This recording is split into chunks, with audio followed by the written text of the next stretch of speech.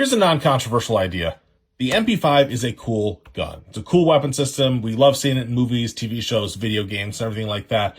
But despite that, people have asked me questions lately of like, why don't we see this on the battlefield? Why don't any militaries adopt this? Why did we stop using submachine guns after World War II? What's going on? And the simple answer is that despite being a really cool gun, the MP5 and other submachine guns, they kind of suck.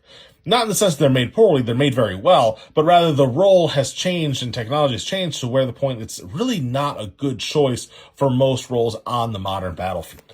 So to understand that, let's talk a little bit about the history of machine guns, where we were, where we're at now, and how it all works. So in the early 1900s, you get the advent of machine guns. You get the heavy machine guns that are like tripod mounted, water cooled, pain in the ass to move. You get medium machine guns like the MG42, where they, and MG34, lots of other machine guns where they're just big and heavy machine guns that are hard to move around. And at the time, these weapons were operated primarily with recoil operating system. So you need big, heavy bullets to operate that kind of system to make the bolt go back and forth. Eventually you figure out that, we can do the same thing with smaller ones, but for a blowback operated submachine gun, you need pistol rounds. You can't do it in the gray zone between the high caliber rifle rounds and the small pistol round submachine gun. So these are your two options. If you want automatic fire in the early 1900s, you either choose something big, heavy, bulky that is hard to move, or you're going to choose something light and man-portable that you can assault with. So you see a lot of these in big, heavy defensive positions, and you see a lot of the submachine guns in the assault role, and that's where they really shine. But as World War II goes on, you start to get new advancements, starting with like the STG-44, where suddenly you get systems like the piston operation, direct impingement, and the assault rifle is born. And suddenly you can have, for a slightly larger package, you can have an intermediate rifle cartridge.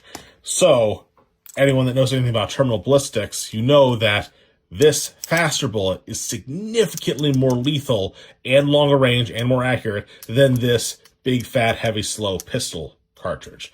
So it was kind of a no-brainer for a lot of nations to decide, okay, we're going to ditch the submachine guns and we're going to issue out assault rifles for a little bit extra weight and bulk.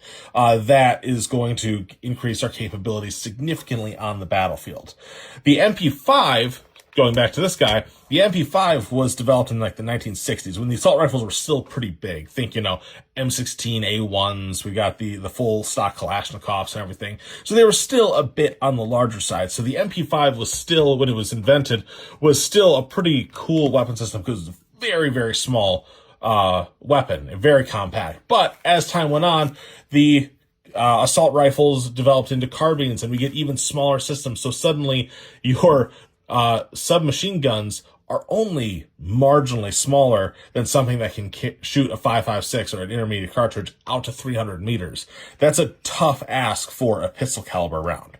That's not to say that these guys don't have use anymore, but if you're going to go on the battlefield, you want something that has that range, that extra lethality, that extra penetration capabilities. When we look at the MP5 is great for a lot of things, namely in that it is still an extremely small package. It still is plenty lethal. This cartridge does a good job of not penetrating too deeply. It can be easily suppressed. You get good fire. It's easy to carry, which makes this weapon system really, really cool for things like VIP security or law enforcement type roles. And it's very, very concealable. You can take it a lot of places.